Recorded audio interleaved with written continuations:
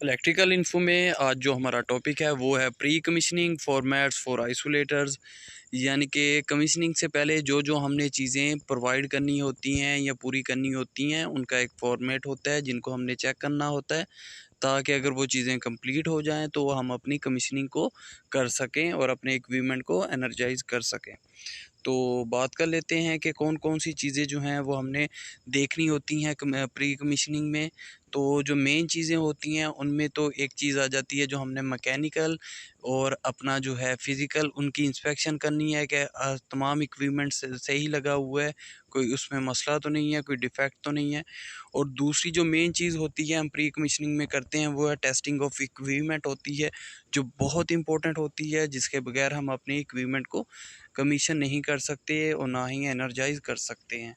तो स्टार्ट करते हैं नंबर वन से कि जनरल डिटेल जो होती है वो इक्विपमेंट की हम लिखते हैं कि क्या क्या चीज़ कहाँ कहाँ हम इंस्टॉल कर रहे हैं, किस सब स्टेशन में है, पावर स्टेशन में या किसी इंडस्ट्री में जो इक्विपमेंट हमारा लगा है। तो जैसे इस जनरल डिटेल में है कि रीजन, अगर आप किसी इलाके में हैं तो उस रीजन का नाम लिखेंगे। सब स्टेशन जो है अगर 132/11 kV है तो वो हमने लिखा हुआ है। उस इक्विपमेंट की मेक के बारे में लिखेंगे। उसके बाद उसकी जो वोल्टी रेटिंग होगी और करंट रेटिंग होगी, ईयर ऑफ मैन्युफैक्चरर, जब मैन्युफैक्चर होगा वो वाला लिखेंगे। टाइप जैसे डबल ब्रेक टाइप है या सिंगल ब्रेक टाइप है वो लिखेंगे हमारा आइसोलेटर। डेट ऑफ इरेक्शन और डेट ऑफ एनर्जाइजेशन जो एक्सपेक्टेड होगी। तो ये तो एक जनरल डिटेल है प्री कमीशनिंग में। तो अब बात कर लेते हैं जो हमने प्री कमीशनिंग में चेक्स करने हैं। तो ये राइट साइड पे आपको फॉर्मेट नज़र आ रहा है जिसमें डिफरेंट थिंग जो है हमने टिक मार्क करनी होती है कि ये चीज़ हमने ओके हो गई है कि नहीं हुई। अगर ओके हो गई है तो ठीक है, अगर नहीं हुई तो वो हम पंच लिस्ट में डाल देंगे कि जिसे हमने बाद में इस इंस्पेक्शन के बाद क्लियर करके दोबारा उसकी इंस्पेक्शन करवानी है। उसके बाद हमने अपना जो है प्री कमीशनिंग जो हमारा फॉर्मेट है उसको ओके कर देना है और फिर हमने एनर्जाइजेशन करना है। तो प्री कमीशनिंग जो चेक्स होंगे उसमें सबसे पहले जो चीज़ हम देखेंगे जिसमें जो फिज़िकल इंस्पेक्शन हो जाती है और मैकेनिकल, तो उसमें सबसे पहले जो है वो है number one, equipment is free from dirt. Number two है कि equipment is free from all visible defect in inspection, के अगर जब हमने उसकी फ़िज़िकल इंस्पेक्शन की है तो उसमें कोई डिफेक्ट तो नहीं है, कोई चीज़ रिपेयर होने वाली तो नहीं है, या कोई जो हमारी पोस्ट है पोस्ट इंसुलेटर वो तो नहीं क्रैक। तो वो हमने देख लेना है, अगर कोई डिफेक्ट होगा तो हम वो चेंज करेंगे, नहीं तो उसे रिप्लेस करेंगे। नंबर थ्री पे है जी सपोर्ट स्ट्रक्चर जो होगा, जो स्टील स्ट्रक्चर होगा जिसके ऊपर हमारा इक्विपमेंट होगा, उसकी जो दोनों साइडें होंगी डायगनल जो है वो हमने उसे अर्थिंग प्रोवाइड की होगी कि नहीं, वो हमने देखना है। क्योंकि हम डायगनली हर जो स्टील स्ट्रक्चर होता है या जो हमारा स्ट्रक्चर होता है जिस पे हम इक्विपमेंट को इरेक्ट करते हैं वो लाजमी तौर पर उसे अर्थिंग प्रोवाइड करनी चाहिए। और नंबर फोर है जो नट एंड बोल्ट्स हैं उनको टाइट होना चाहिए। जितना भी हमें टॉर्क रेंज पे हमें बताया गया है कि इस नट का इतना टॉर्क रेंज से टॉर्क करना है तो वो उतना ही होना चाहिए। नंबर फाइव है परमानेंट जो उसकी लेबलिंग करनी है और आइडेंटिफिकेशन करनी है कि ये रेड फेस का है, येलो का है, ब्लू का है, वो हमने देखना है कि ठीक है परमानेंटली कर दिया है और उसे ओके कर देना है। और उसके बाद आ गया जी उसका लेवलिंग अलाइनमेंट और स्ट्रक्चर की देखनी है और उसका बेस फ्रेम चेक करनी है। और उस इक्विपमेंट को देखना है कि ये टोटल लेवल्ड है और हर तरह से इसे सही इरेक्ट किया गया है कि नहीं। उसके बाद नंबर सेवन है कि जो आइसोलेटर्स हैं वो सही तरह अलाइंड हैं, दोनों की आर्म पोजीशन ओपन और क्लोज जब हम करते हैं तो दोनों हिसाब से इसकी जो अलाइनमेंट है वो ठीक है कि नहीं है। उसके बाद आ गया टाइटनिंग ऑफ नट बोल्ट्स जो होंगे हमारे कनेक्टर के, जहां हमारा कंडक्टर हम अटैच करेंगे वो सही तरह होनी चाहिए। ये बहुत ज़रूरी है क्योंकि अगर हमारे इधर कनेक्टर लूज़ होंगे तो स्पार्किंग होगी जिसकी वजह से हीट अप होके हमारा जो कनेक्टर है वो डैमेज हो जाएंगे और हम जो है लॉसेज आएंगे या इक्विपमेंट को वो डैमेज करेंगे। नंबर नाइन पे आ गया है इरेक्शन कम्प्लीशन जो सर्टिफिकेट है कि हमारी ये इरेक्शन होगी है हर तरह से वो कंप्लीट है। वो सर्टिफिकेट अगर हमारे पास होगा तो ठीक है, अगर कोई आउटस्टैंडिंग या पंच लिस्ट होगी तो उसे क्लियर करके हमने रिव्यू करना है और ओके करना है।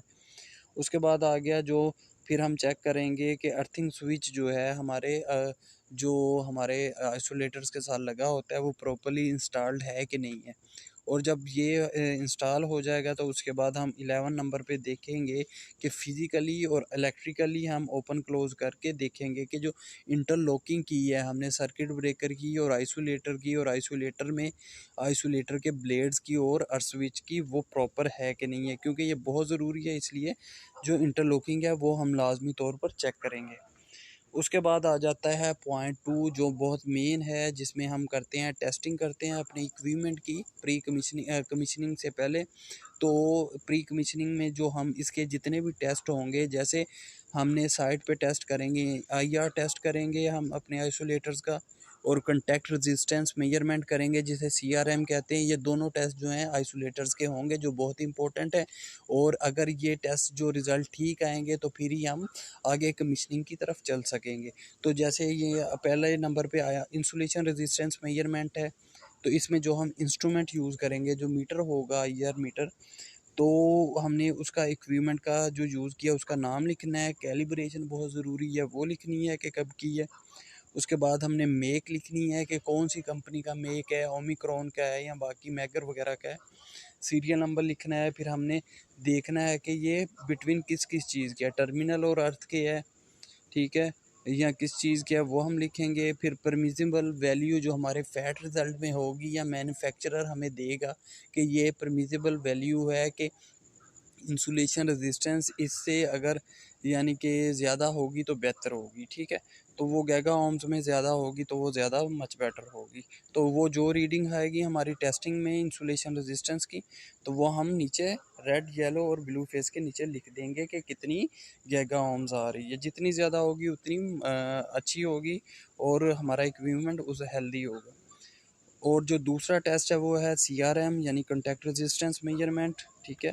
उसमें हम जो है बारी बारी हर कॉन्टैक्ट की जो है रेजिस्टेंस लेंगे और ये कम से कम आनी चाहिए क्योंकि ये क्लोज पोजीशन में होगी। और ये इसलिए हम करते हैं कि कोई क्रोयन या कोई उधर डस्ट वगैरह या कोई ऐसी चीज़ सॉल्ट वगैरह तो नहीं जमी हुई जिसकी वजह से उसकी कंटेक्ट की एबिलिटी कम हो गई है या रेजिस्टेंस ज़्यादा है और करंट कम फ्लो हो रहा है। तो ये हम लाजमी चेक करेंगे कि इसकी कितनी आ रही है। और प्री कमीशनिंग में जो हमारी दो मेन चीज़ें थी, जिसमें फ़िज़िकल और मैकेनिकल इंस्पेक्शन जब हमारी क्लियर आ जाएगी, और दूसरी जो चीज़ मेन थी वो थी टेस्टिंग। जब हम टेस्टिंग कर लेंगे अपने इक्विपमेंट की जिसको एनर्जाइज करना है, तो इन दोनों को हम चेक कर लेंगे। टेस्टिंग अगर क्लियर आई और अगर हमारा इक्विपमेंट फिज़िकली और मैकेनिकली सही ऑपरेट कर रहा है, तो फिर हमने क्या करना है, जो फाइनल डॉक्यूमेंटेशन वो रिव्यू करना है। और जितनी भी हमारी ड्राइंग्स हैं या मैनुअल्स हैं या जितना भी स्पेयर इक्विपमेंट है और O&M के जो मैनुअल्स हैं वो हमने, जो भी उधर ऑपरेटर होगा या इलेक्ट्रिकल पर्सनल होगा हमारे सब स्टेशन में या पावर स्टेशन में, वो उनको हैंड ओवर कर देना है। और दूसरी जो चीज़ हमने करनी है, जितनी भी ड्राइंग्स होंगी इलेक्ट्रिकल की वो हमने उनको प्रोवाइड करनी है। और जितनी भी एज बिल्ड या जो हमने ऑन साइट उनमें मॉडिफिकेशन की है वो हमने उन्हें प्रोवाइड करनी है, ताकि जब भी अगर कोई फॉल्ट आएगा तो वो इजीली उसको डिटेक्ट करके सॉल्व कर सकेंगे। तो ये सारी चीज़ें जो हमने प्री कमीशनिंग में करनी है, फिज़िकल और मैकेनिकल इंस्पेक्शन करनी है, ओपनिंग क्लोजिंग करनी है आइसोलेटर्स की, और दूसरी चीज़ टेस्टिंग हमने देखनी है। और इन इन सब को करके हमने जितनी भी ड्राइंग्स हैं उधर जो भी पर्सनल होगा इलेक्ट्रिकल का हमारी साइट पे, तो उसे प्रोवाइड कर देनी है। तो हमारा प्री कमीशनिंग जो जितनी भी काम है वो कंप्लीट हो जाएंगे और उसके बाद हम उसे एनर्जाइज करने की तरफ चल पड़ेंगे।